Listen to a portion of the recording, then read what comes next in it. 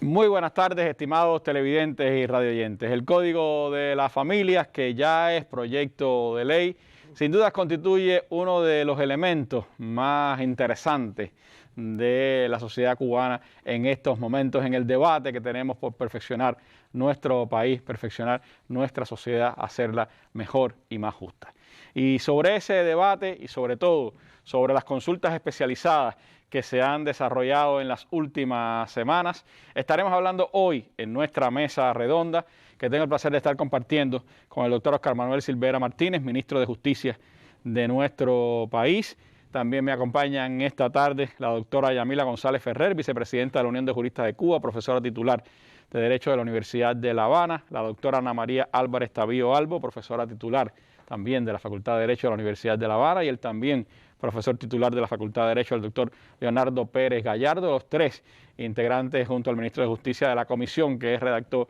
el proyecto, que ya en su versión 23 pues está disponible y es parte también de las noticias que tendremos hoy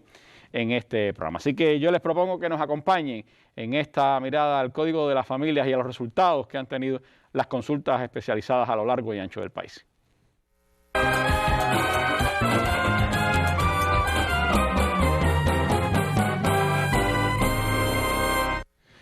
Antes de entrar en el tema de esta tarde, vamos como es habitual a nuestra sección La Noticia del Día.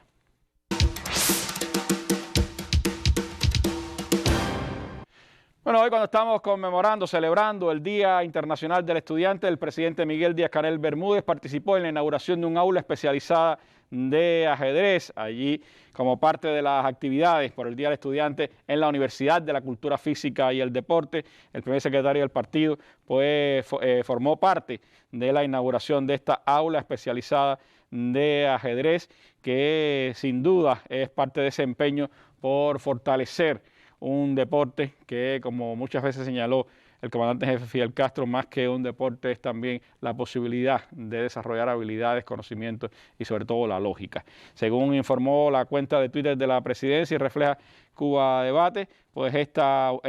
aula quedó establecida con equipamiento donado por la empresa china Haier Energy, y en esta inauguración pues el presidente cubano se incorporó vía online a la simultánea que desarrollaba la gran maestra cubana Lisandra Ordaz, nuestra mejor ajedrecista, quien desde Pinar del Río pues establecía una simultánea digital con pioneras y pioneros de escuelas cercanas a la Universidad del Deporte. Esa es la noticia del día que se generaba hoy en La Habana, mientras desde Madrid se generaba también otra noticia. El organizador de la provocación del pasado 15 de noviembre ha aparecido hoy en Madrid con visa de turista. No solo pues no pudo ejecutar la tragedia que se proponía como dramaturgo el 15 de noviembre, sino que ha terminado pues convirtiendo en una farsa toda esta provocación. Junior García Aguilera, según reportaba esta mañana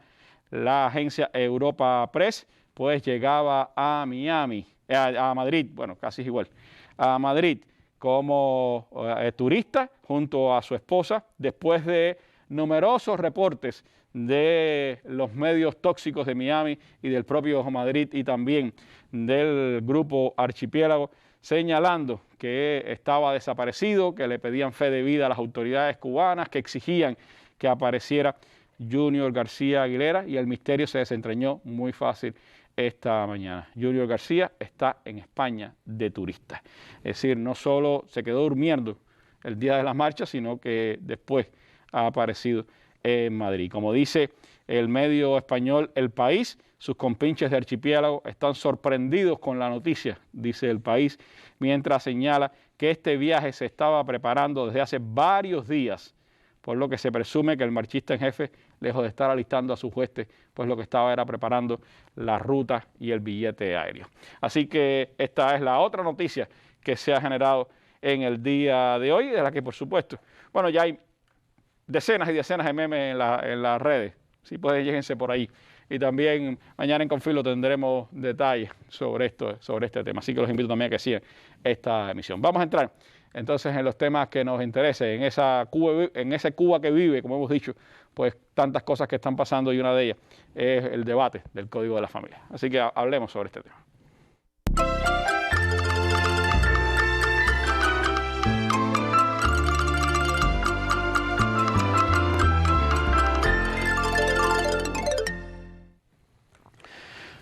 Bueno, como señalábamos, el proceso de análisis, enriquecimiento de lo que ya es un proyecto de ley que será presentado a la Asamblea Nacional ha tenido lugar pues en estas últimas semanas con un segmento muy importante que ha sido el de las consultas especializadas. Pero me gustaría, ministro, recordar a partir de aquella primera mesa que hicimos el 15 de septiembre, qué ha venido pasando con el proyecto de Código de las Familias, cuáles han sido los momentos que pudiéramos marcar como los más importantes de los últimos días.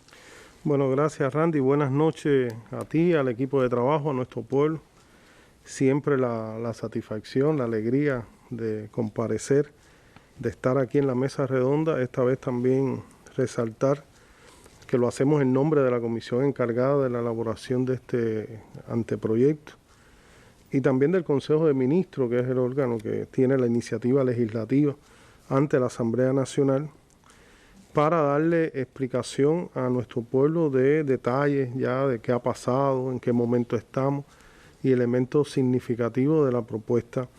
ya del Código de la Familia. Como decía Randy, nuestro pueblo recordará que el 15 de septiembre estuvimos en la mesa redonda. Había estado ese momento antecedido porque a las 2 de la tarde de ese mismo día el Ministerio de Justicia en su página web había publicado el anteproyecto, la versión en aquel momento 22 del Código de la Familia. Habíamos sostenido un encuentro, una conferencia de prensa con las agencias nacionales y extranjeras acreditadas en el país y a partir de ese momento habíamos anunciado que nos quedarían por hacer un grupo de tareas importantes fijadas en el cronograma aprobado por la comisión. No cabe duda que el elemento más trascendente fue el proceso de consultas especializadas del Código de la Familia. Un proceso aportador, hemos dicho también intenso, muy intenso, de mucho trabajo, pero imprescindible para lograr un anteproyecto y propuestas a nuestra Asamblea Nacional de alta calidad. Esas 47 instituciones, por razón del tiempo, no las mencionaremos todas, pero tendremos que decir que si lo pudiéramos clasificar en tipos de instituciones, de organizaciones, estuvimos con todas las instituciones del sector jurídico del país. Es decir, empezamos el 29 de septiembre con la Organización Nacional de Bufetes Colectivos y terminamos el 15 de septiembre con el Tribunal Supremo Popular. 15 de octubre. El 15 de octubre, disculpen, sí. De octubre. Ahí estuvimos en la Fiscalía General, por supuesto también en el Ministerio de Justicia a nivel de país, porque logramos hacerlo también por videoconferencia, igual que otras instituciones. En el Ministerio de Justicia incluso lo hicimos en el escenario del Consejo Técnico Asesor, que también nos aportó elementos interesantes. Estuvimos en un grupo de ministerios, todos con aporte imprescindible al anteproyecto del Ministerio de Salud Pública. Tengo que decir que en el Ministerio de Salud Pública hemos estado en dos ocasiones, en dos escenarios distintos, con una amplitud importante de directivos, especialistas, han sido intercambios muy buenos. En el Ministerio de Educación, el Ministerio de Educación Superior, en el Ministerio del Interior, el Ministerio de Relaciones Exteriores, el Ministerio de Trabajo de Seguridad Social. Estuvimos en un grupo de organizaciones de masas sociales, la Federación de Estudiantes Universitarios, la FEN, la Juventud, un grupo también de asociaciones representativas de nuestro país, como la ANSI, como la ANSO, como la CRIFIN, la UNIAC, un debate muy interesante, muy profundo de la dirección de la UNIAC con nosotros, en un grupo de centros de estudio, el Centro de Estudio de Población y Vivienda, de Estudios Demográficos, en la Asociación Nacional de Economistas y Contadores de Cuba, en la Unión de Informáticos de Cuba. Estuvimos también en dos momentos con representantes del sector protestante y evangélico, la comunidad hebrea del país, de diversas religiones y asociaciones fraternales. Y en el contexto universitario hay que resaltar también, tuvimos un escenario muy, yo diría, muy sentido con la cátedra de adulto mayor, con facultades de la Universidad de La Habana como la Facultad de Derecho, de Comunicación, de Periodismo, de Psicología y Sociología, Tenemos que decir que también la consulta especializada, como resultado de que ya el anteproyecto estaba público, era de conocimiento, generó también debates y encuentros entre juristas de diversas provincias del país, organizadas por la Unión Nacional de Juristas de Cuba en los Territorios, Randy. En otras universidades hemos resaltado un aporte importante de mucha profundidad que realizó la Facultad de Derecho de la Universidad de Oriente, que convocó una jornada académica. Esa consulta especializada también hemos entendido que se amplió a un nivel importante,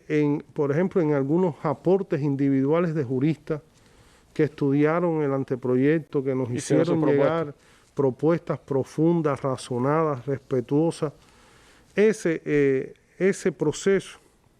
yo creo que marca además un momento significativo en toda la actividad legislativa del país. Nos sirve ahora de referente, creo que sí, para otras normas jurídicas. En toda la creación normativa tendríamos que decir. Creo que es un paso incluso nuevo, porque ha habido otras leyes que se han puesto como propuestas o como proyectos en la página de la Asamblea, han tenido su consulta popular a partir de estos medios, pero yo creo que por primera vez se hace una cosa tan amplia y tan abierta de un decreto ley en el país, Así ¿no? es, Randy, y o sea, de un decreto o de una ley. Y tan especializado. Aquí el término no es gratuito, porque le hacía falta a la norma jurídica, le hacía falta al anteproyecto. Yo tengo que decir, Randy, a nuestro pueblo, que también ha sido un elemento de muchísima valoración y exigencia por el compañero Díaz-Canel, primer secretario de nuestro Comité Central del Partido y presidente de la República. Fue un elemento incluso de debate, de análisis, de aporte en el encuentro que tuvo el presidente con representantes del sector jurídico el pasado mes de agosto en la sede de la Unión Nacional de Juristas de Cuba, y que nuestro país y nuestro pueblo recibió información. Y sí, hacerlo, y además hacerlo en esta norma de complejidad, que es una norma extensa, después veremos nuevamente algunos detalles, nos demuestra que sí, que es posible, que es viable y que es necesario, yo diría imprescindible en la inmensa mayoría de nuestras normas jurídicas para lograr esa calidad. ¿Por dónde estuvieron los temas, pudiéramos decir, de más debate, las propuestas más importantes que los temas más importantes, yo diría que han estado tal vez en tres variables. Pudiéramos decir que en general, yo creo que fue unánime, que hubo criterios positivos sobre el contenido del anteproyecto, considerándolo un texto abarcador, moderno, robusto, y que se trata y que se refiere a la realidad sociofamiliar cubana. Yo creo que eso es un elemento importante, que estos grupos de especialistas, de directivos, de funcionarios, de expertos en muchas materias, nos aportaron, y que es respetuoso, tal como nos hemos propuesto, del anteproyecto, de la Constitución y de los tratados internacionales suscritos por el país. Eso es un elemento, pudiéramos decir, transversal a todo el escenario de las consultas especializadas. Hubo un segundo elemento que sí, había un grupo de señalamientos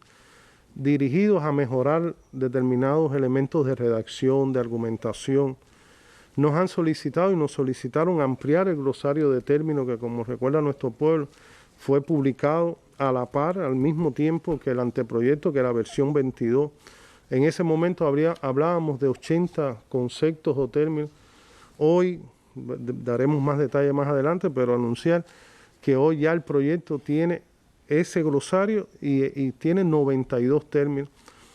Yo creo que era importante, ¿por qué? Porque es una norma compleja, una norma técnica, y había necesidad, y lo seguiremos haciendo, de mejorarle la argumentación y la redacción para que sea más comprensible. Por supuesto, sin que pierda el rigor técnico, jurídico de una norma, además de la complejidad. Han aportado otros profesionales, otras ciencias Han también aportado criterios, por eso decíamos que ha sido una consulta muy aportadora, muy diáfana, muy transparente, muy accesible de los especialistas, con los expertos, con los profesores, con otro grupo también de profesores y directivos que tuvieron responsabilidad en el proceso de la consulta. Y también en la consulta especializada hubo un reclamo también general de que teníamos que mejorar, incrementar las acciones de comunicación. Nuestro pueblo, nuestra gente siente que debemos hablar mucho, explicar mucho del código. Y sentimos que además la consulta especializada, también fue un efectivo mecanismo de comunicación que demostró que cuando nuestra gente escucha, se le explica, también hay una capacidad, por supuesto, adicional y reforzada de comprensión de la complejidad de esta norma jurídica. Más adelante, los profesores lo van a hacer seguramente, exponer algunos elementos más específicos del resultado de la consulta, Randy, pero te puedo afirmar que hasta ahí serían los aspectos más fundamentales de las consultas. En ese ámbito de la comunicación, adelanto que tendremos en las próximas semanas, todas las semanas queremos dedicar un espacio a hablar de varios de los temas de este proyecto ya de ley del Código de las Familias, y eso por supuesto ayudará desde nuestra perspectiva también en ese empeño que es colectivo. Todos los medios de comunicación y todas las vías de comunicación posibles tendremos que emplear en eso. Pero les propongo conocer ahora, en breve, qué elementos resaltaron de este debate, así que siga con nosotros en esta mesa redonda.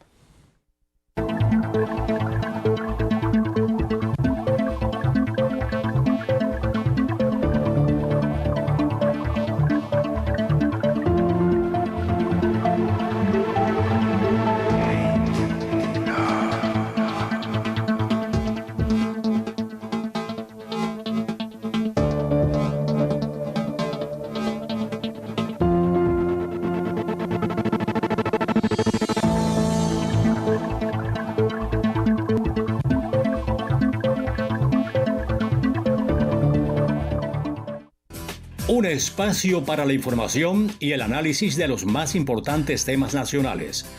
con la presencia de dirigentes del Estado y el gobierno, funcionarios, directivos del sector empresarial y de los servicios, especialistas y otros invitados. Abierto al diálogo con el pueblo a través de llamadas telefónicas, correos electrónicos, mensajería instantánea y opiniones en la web. Seguimos en combate.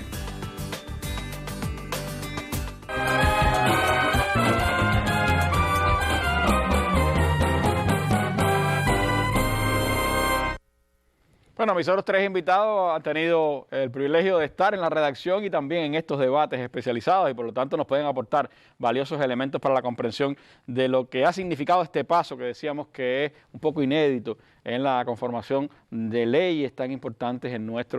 nuestro país. Yamila, temas tan significativos que has venido también a exponernos aquí, como el tema de la infancia, el tema del matrimonio, el tema de la familia. ¿Qué elementos destacarías del debate? ¿Qué cosas aportadoras se dieron en esos debates especializados? Sí, Randy, cómo no, muy buenas tardes para todos los televidentes y radioyentes. Y bueno, muchas gracias por esta oportunidad también de estar explicando los contenidos que tiene esta nueva versión del proyecto de Código de las Familias. Yo quería conectar primero con lo que estaba hablando nuestro ministro sobre el tema comunicacional.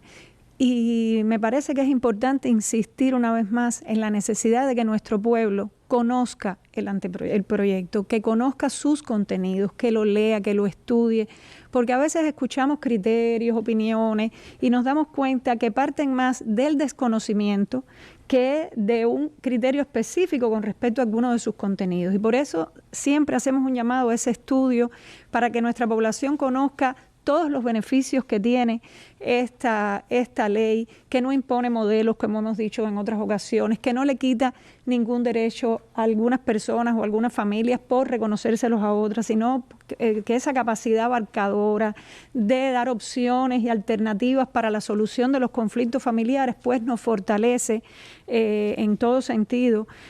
a nuestro proyecto y a las familias en sí mismas. Para nosotros los criterios todos fueron de una gran importancia, los estudiamos profundamente y no fue, es decir, no se trata de que fueron muchos en un caso, pocos en otro, sino que vimos todas las fundamentaciones, todo lo que traían en sí mismos y a partir de ahí hicimos los análisis para la incorporación de muchas de las cuestiones que se proponían. Quiero llamar la atención en primer lugar sobre una propuesta que por su fundamentación y también por su generalidad fue muy importante y ha trascendido a esta nueva versión. Y es que se elimina a partir de los criterios especializados la autorización excepcional para el matrimonio de los adolescentes entre 16 y 18 años. Como se recordará del código vigente que permite una autorización excepcional de las niñas a los 14, los varones a los 16, con autorización de los padres en primer lugar,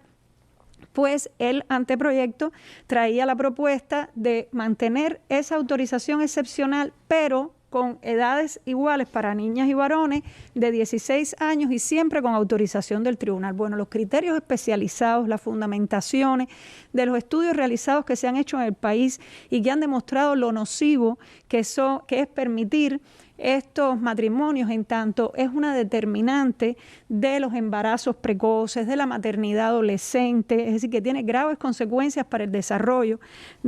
sobre todo de las niñas, que son las que más acuden a este tipo de matrimonio, pues aconsejó eliminarlo del proyecto. Que además es una práctica internacional, cada vez más el estándar internacional de la mayoría de edad es los 18 años. Hay un movimiento en el mundo liderado por Naciones Unidas de eliminar los matrimonios infantiles. Y yo creo es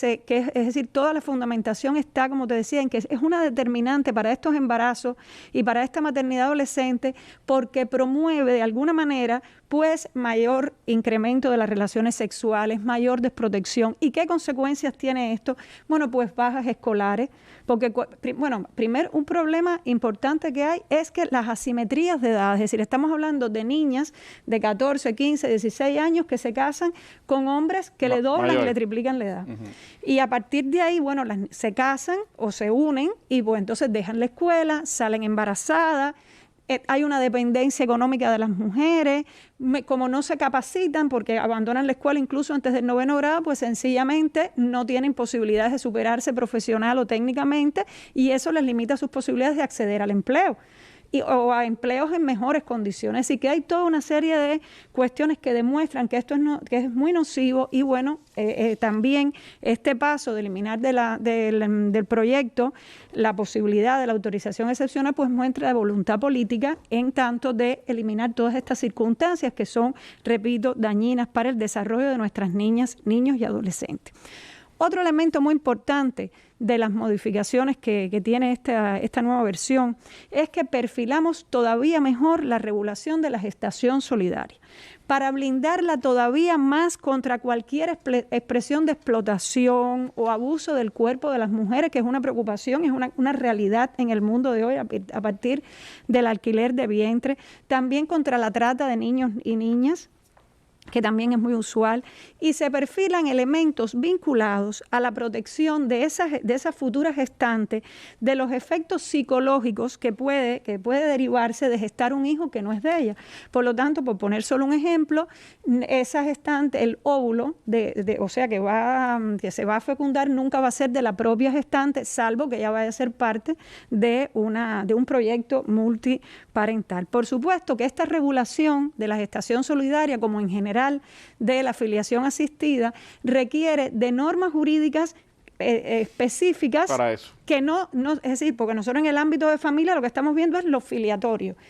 Ahora, Ministerio de Salud Pública, ya hemos venido trabajando estrechamente con ellos, están elaborando las normas especiales vinculadas a todos los protocolos, cuáles van a ser las determinantes para tomar las decisiones, etcétera. Y también con el Ministerio del Trabajo, porque también esto tiene una necesaria protección vinculada a la maternidad, tanto de esa gestante como de quienes tienen la voluntad procreacional y que también requieren de esa licencia. Es decir, que estamos blindando todavía más porque sí se mantienen las cuestiones que ya teníamos, que es que siempre es con autorización del tribunal, es decir, todo muy estricto para evitar cualquier cuestión que pueda afectar. Si no se limita el derecho, pero se hace en condiciones muy específicas. Otro elemento importante es que en las disposiciones generales hay dos artículos, el 4 y el 5. El 4 que se refiere a los derechos de las personas en el ámbito familiar y el 5 a los derechos de niñas, niños y adolescentes. Bueno, te puedo decir que estos dos artículos fueron, yo creo, los que más propuestas tuvieron y parte de esa ansia de perfilar y de incorporar la mayor visibilidad a todos los derechos en ese ámbito familiar. Pero por ponerte algunos ejemplos nada más, En el artículo 4 se perfiló mucho mejor todo el tema de la igualdad entre mujeres y hombres, el tema de la distribución equitativa del trabajo doméstico y de cuidado, que también tiene una protección en todo el proyecto, el derecho que tienen, es decir, y que esa distribución no conlleve una recarga hacia las mujeres. Se perfeccionó también el inciso vinculado a los derechos sexuales y reproductivos, sí, que tienen una mirada mucho más amplia. En el caso del artículo 5 de los derechos de niñas, niños y adolescentes, bueno, pues también se perfiló mejor todo el derecho de los niños a ser escuchados, a que sus opiniones sean tenidas en cuenta, su derecho al bienestar general, a vivir en ambientes libres de violencia y discriminación. Y con esto lo conecto con otra propuesta que fue muy importante, que incorporamos y que yo creo que todavía fortalece más nuestro proyecto, y es que se eleva el alcance del título dedicado a la violencia familiar. ¿En qué sentido? En que se incluye la noción no ya de violencia como expresión extrema de la discriminación, sino la discriminación en sí misma como un acto dañino para el medio, es decir, para el ámbito familiar. Es decir, tenemos un título 2 ahora que se denomina de la discriminación y la violencia en el ámbito familiar, y que también eso fortalece la coherencia con nuestra Constitución y que, repito, transversaliza todo el proyecto, porque el ejercicio de la violencia o de la discriminación pues va a tener consecuencias en las diferentes instituciones. Y por último, quería expresar, bueno, primero que se eliminan varios artículos de la versión 22, sobre todo aquellos que tenían relación con el ámbito procesal. En el mes de octubre se aprobó el Código de Procesos. Claro. Y entonces en el trabajo que tuvimos con el Tribunal Supremo, que también fue muy intenso, muy estrecho, pues evaluamos que había artículos que debían estar en aquella norma y no en esta, y aquí fortalecerlo desde la perspectiva sustantiva y de los derechos, porque hay un número de artículos que incluso antes de que se aprobara el Código de Proceso pasan para allá, y aquí los reforzamos desde esa perspectiva sustantiva. Y por último, se reordena la sistemática de las instituciones dentro del Código, a partir de todos estos criterios que vimos, de las cosas que incorporamos, y entonces tenemos que después de ese título de disposiciones generales se mantiene el título referido a la violencia con esta particularidad de incorporar la discriminación, el que estaba como título tercero, que era de la mediación y la defensoría, pasa al final, porque son cuestiones más de proceso, más de proceso, y entonces después del parentesco, entonces está la filiación, la responsabilidad parental, después viene matrimonio, unión de hecho, instituciones de guarda, y bueno, como ya te decía, mediación y derecho internacional privado. Es decir, es una sistemática diferente, pero que ayuda más a la coherencia interna que tienen las instituciones jurídico-familiares dentro del propio proyecto. Así que la consulta sirvió no solo para aportar cosas nuevas, sino incluso para eliminar algunas. Claro, sí, sí. Y para mejorar la estructura. Es decir, hubo de todo un poco. Eso es lo que da la dinámica de mientras más participamos, pues más ideas surgen, más cosas se le aportan. El pensamiento colectivo que siempre aporta muchísimo más. Seguro. Bueno, profesora Ana María, ¿qué cosas pudiéramos destacar en ámbitos como los de la juventud? Bueno, también tenemos una dinámica nueva económica en el país, decisiones que de alguna manera no estaban, incluso cuando se empezó a hacer el proyecto de código, la propuesta de código, y ahora se han aprobado, están vigentes, por lo tanto eso también implica ciertas dinámicas para el propio proyecto, ¿no? Sí, Randy, muchísimas gracias por la invitación y bueno, las buenas noches a nuestros televidentes y radioyentes. Y si me lo permites, quisiera, vinculado con la protección que le damos a la juventud que se incorpora en el proyecto del código, felicitar a todos nuestros estudiantes por su Día Internacional, especialmente los estudiantes de medicina que tuvieron un papel tan importante en todo este proceso de combate a la pandemia, y bueno, obviamente nuestros estudiantes de Derecho, que son nuestras esperanzas y son nuestras luces y la razón de nuestras existencias. Y quisiera retomar una idea que planteaba Yamila, vinculada con la importancia que tuvieron todas y cada una de las consultas y de los planteamientos derivados de estas consultas. Aunque parecieran pequeñas cositas, todas fueron tomadas en cuenta y atendibles, todas y tomadas en cuenta para el proyecto, las que realmente podían figurar. En primer lugar, fue un reclamo de los estudiantes precisamente que se incorporara la protección desde la protección que necesitaban para en lo que tiene que ver con la obligación legal de alimentos. Y es importante que nuestra población sepa que este proyecto es el reflejo de cada uno de los artículos constitucionales que se dedican a la protección de las familias, y nos quedaba el mal sabor de que el artículo 87, vinculado con la protección a la juventud, no tenía un reflejo explícito en el Código de la Familia. Y lo logramos por estas vías. Es decir, son tributarios de la obligación legal de alimentos las personas, aunque ya hayan adquirido la mayoría de edad, pero que se encuentren vinculadas a un centro de enseñanza que les impida dedicarse, o les dificulte dedicarse al trabajo al trabajo remunerado y a obtener recursos por esa vía. Entonces eso se incluyó expresamente como parte de las personas necesitadas o tributarias de la obligación de alimento, y en correspondencia con ello el cese de la obligación no va a suceder sino hasta que culminen esta etapa estudiantil y se incorporen a la labor remunerada. También es importante, vinculado con la obligación legal de alimentos, el papel que le concedemos. Siempre resaltamos la idea de que este es el código de los afectos. Y la falta de afecto también tiene que tener una consecuencia desde lo familiar y desde el punto de vista sucesorio. En lo que respecta a la obligación legal de alimentos, se instituye la exclusión del alimentista, que es la persona que está obligada a proveerlo, no solo desde la perspectiva de que se coloque el alimentante en una situación de desprotección culpable o dolosamente, sino que también no haya sido, como es una obligación recíproca, no haya sido él en su momento, cuando le correspondió, propicio a cumplimentarla. Es decir, si una persona cuando le tocó no cumplió con esa obligación, después no puede exigir de ese para con quien no cumplió que le retribuya en ese sentido, y eso se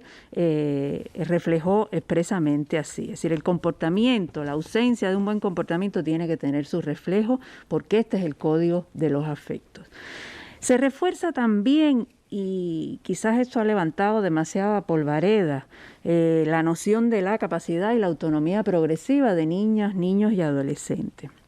que no es otra cosa que lo que en la vida práctica todos en la familia percibimos. Un niño de 2, 3 años no tiene determinada madurez para actos, y a medida que va creciendo nosotros mismos ya le vamos concediendo a nuestros hijos determinada participación. Eso es la autonomía progresiva. Que tiene que ver también con los derechos del niño, que el próximo 20 de noviembre estaremos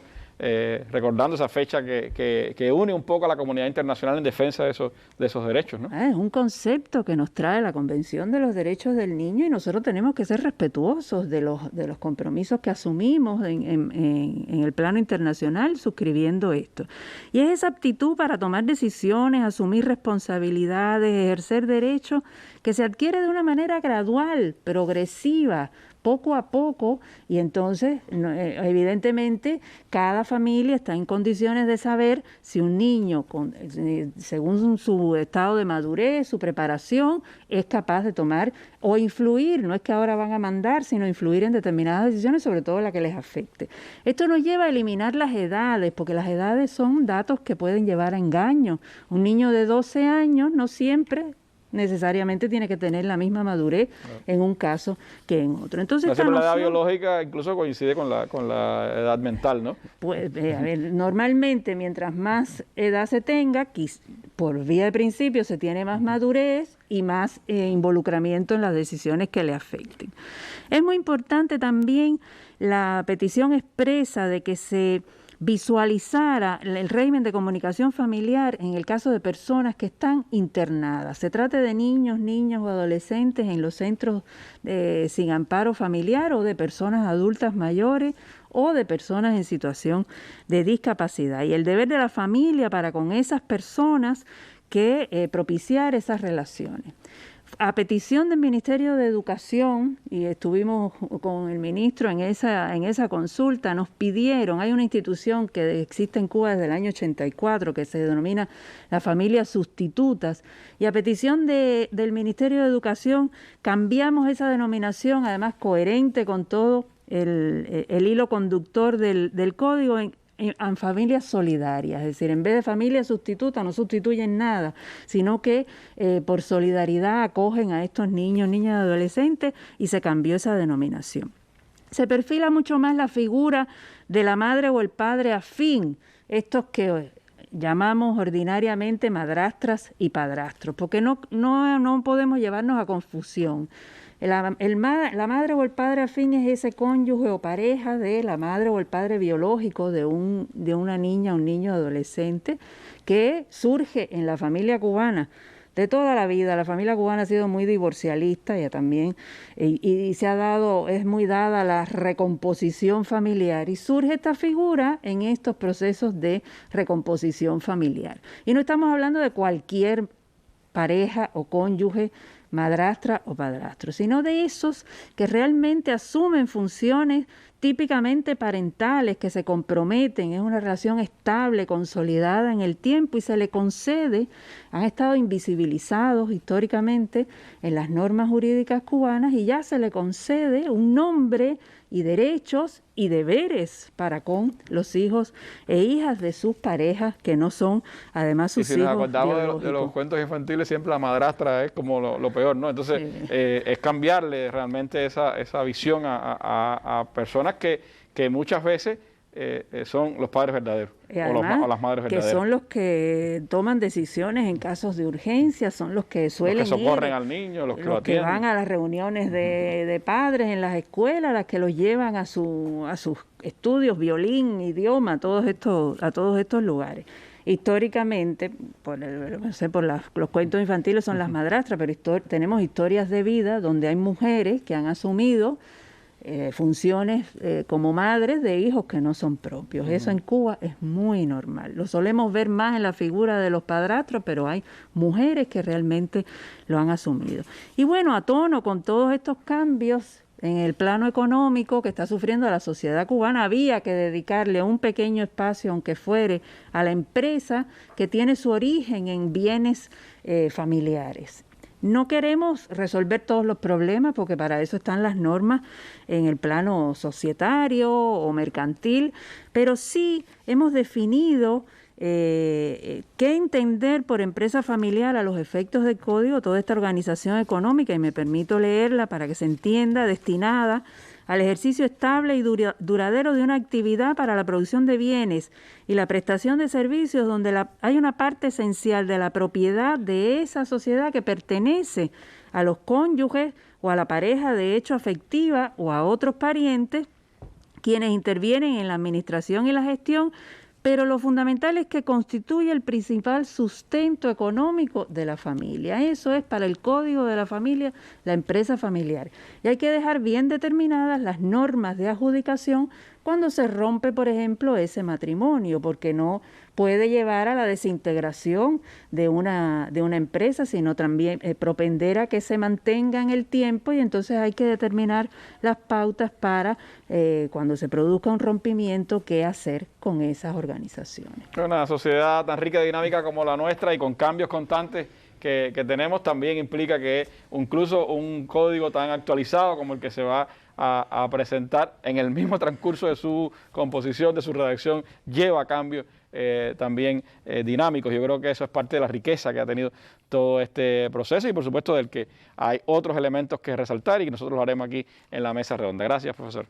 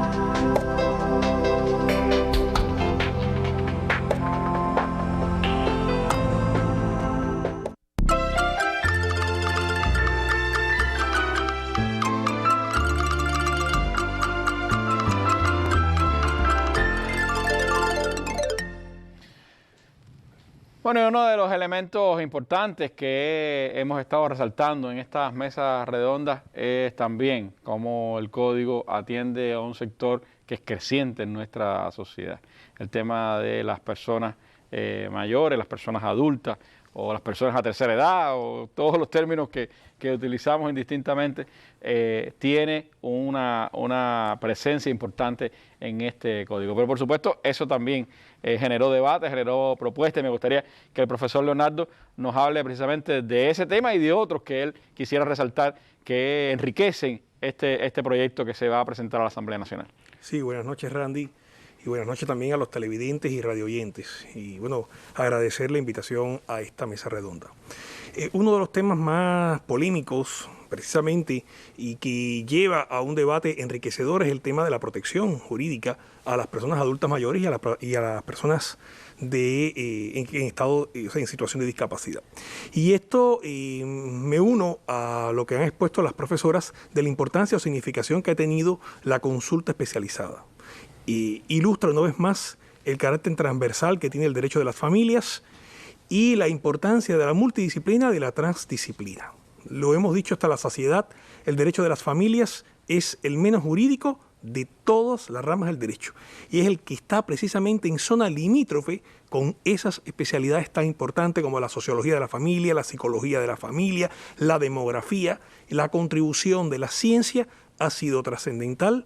para la construcción de este Código de las Familias. Como en las páginas web que se dice, esta página está en construcción, el Código de las Familias sigue en construcción. En materia de personas adultas mayores, hay algo importante, se amplía la posibilidad de la concertación del contrato de alimentos. Recordemos que la versión 22 establece la posibilidad que tiene una persona adulta mayor o una persona en situación de discapacidad de concertar un contrato con el cuidador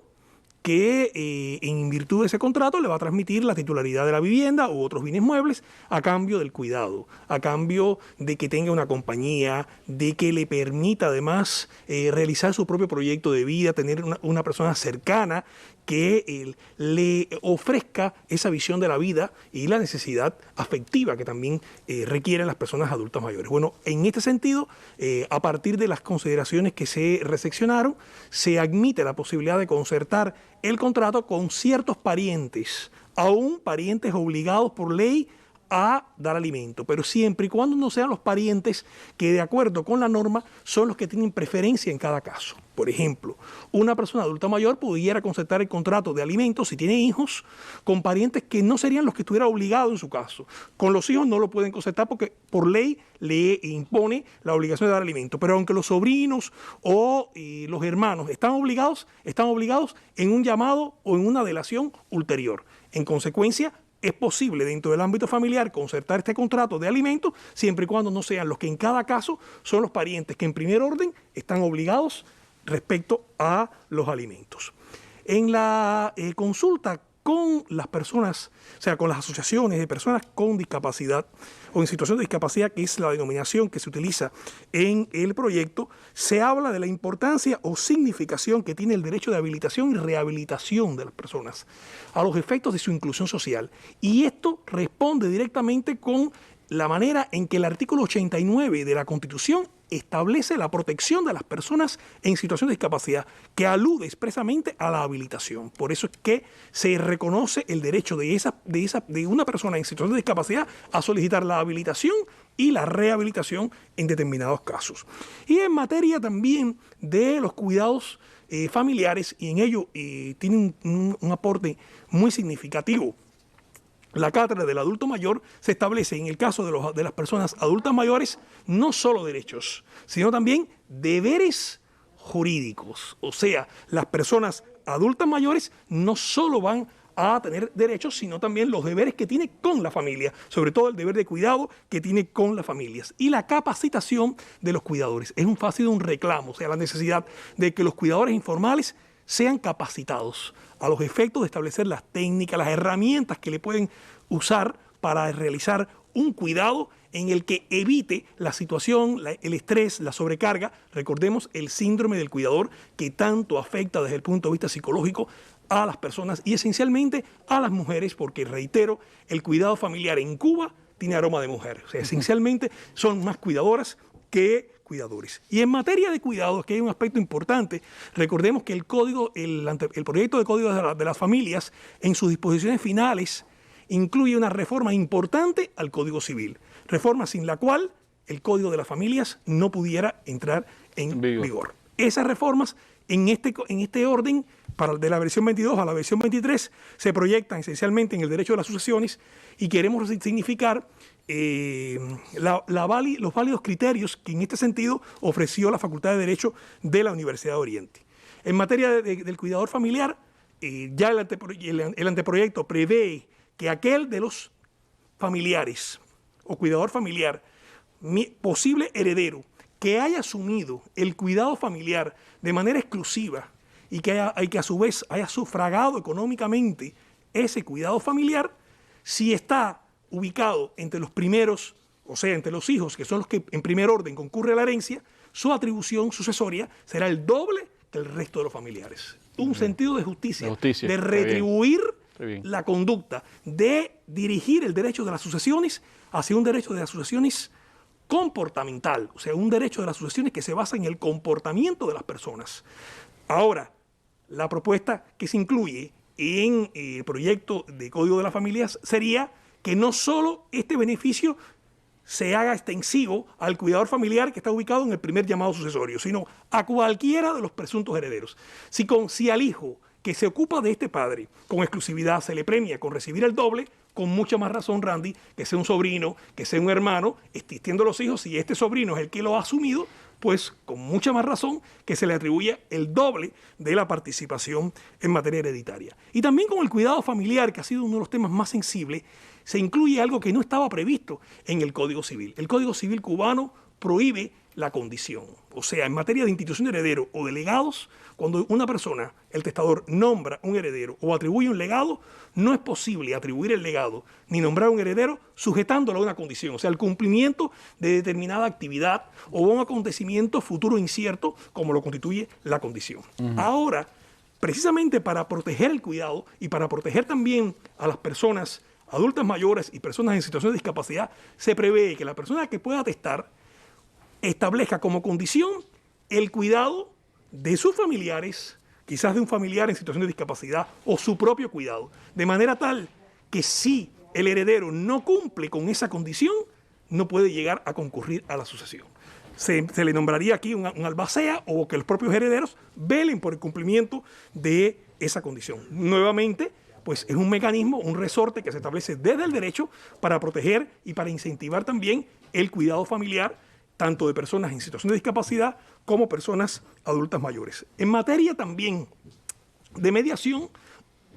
como una vía alternativa a la solución de los conflictos, recordemos que está regulada en el artículo 93 de la Constitución, se extiende no solo a la mediación familiar, que está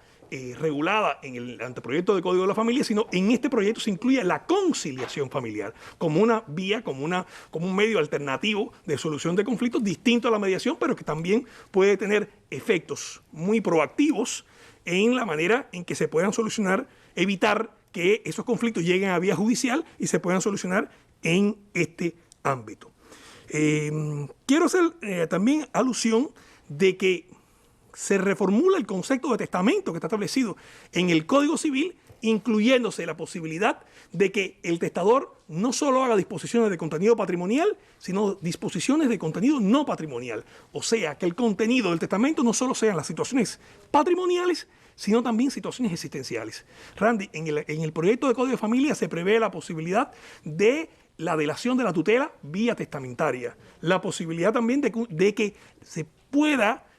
prever una inseminación artificial post-mortem. Entonces, si hay cuestiones de esta naturaleza que pueden formar parte del contenido, a esto súmele la posibilidad de disponer de los bienes digitales hoy día, de los perfiles en las redes sociales. Entonces, cambia el contenido, el concepto del testamento, en el sentido de que su contenido, que es concretamente lo que regula el Código Civil, no es netamente patrimonial, sino que hay situaciones no patrimoniales, situaciones existenciales que también pueden ser contenido del testamento. Y además hay un retoque en materia de capacidad para suceder, porque no solo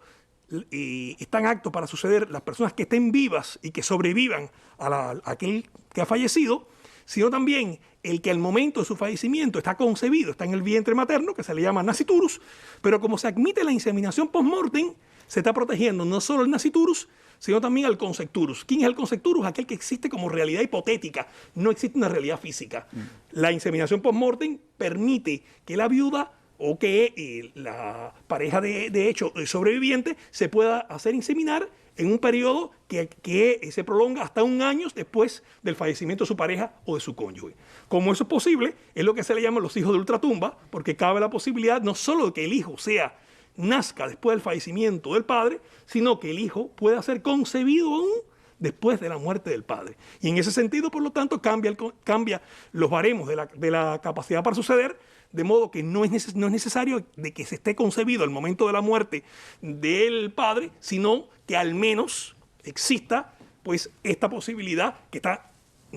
es regulada en el anteproyecto, en el proyecto ya de Código de la Familia en materia de inseminación post-mortem. Y por último, que no fue aceptado, de algunos de los aspectos que más incidieron y no fueron aceptados, miren, definir la familia. No le corresponde el derecho a definir la familia. Desde los romanos siempre se consideró peligroso una definición de la familia. La familia simplemente, pues, que sea definida por los sociólogos, por los psicólogos, pero no por los juristas. Y de igual manera, tampoco la posibilidad de que puedan adoptar 2 personas que tienen un vínculo amical, pero no un vínculo, o sea, la adopción se sustenta en un vínculo de una pareja, sea una pareja matrimonial o sea una pareja que constituya una unión de hecho, pero no por relaciones amicales, porque entonces no se cumplen con los requerimientos del concepto de familia. Y de igual manera, tampoco hay una recepción social de las familias poliafectivas, que es un tema interesante, un tema polémico, pero no hay un arraigo todavía, ni una definición en los estudios desde la sociología, desde la psicología, ni tampoco una valoración en este orden que lleve a una necesidad urgente en este momento del matrimonio, en el cual se rompa con el carácter binario del matrimonio o de la unión de hecho, o sea, estas uniones poliafectivas. Bueno, como ven, son temas apasionantes de los que tendremos que seguir ampliando acá en esta mesa redonda, pero tanto debate y tanto enriquecimiento, ministro, supongo que hayan obligado a que el nuevo proyecto pues tenga muchos cambios, ¿no? Bueno, sí, Randy, como se ha dicho, ¿qué pasó después de la consulta? Se elaboró la versión 23, se aprobó por la comisión encargada de la elaboración de este proyecto, se aprobó también, por supuesto, por el Consejo de Ministros, que ejerce la iniciativa legislativa en este caso, y se presentó a la Asamblea Nacional ya ese anteproyecto, la versión 23, y a partir de ese momento ya tiene la condición de proyecto de ley. Se presentó el 15 de noviembre a la Asamblea Nacional y la Asamblea Nacional, tal como lo tiene establecido en sus procedimientos y que también fortalece en todo el proceso de creación normativa, en el día de hoy publicó ya en el sitio web de la Asamblea Nacional, se publicó el proyecto del Código de la Familia, que tiene estos detalles,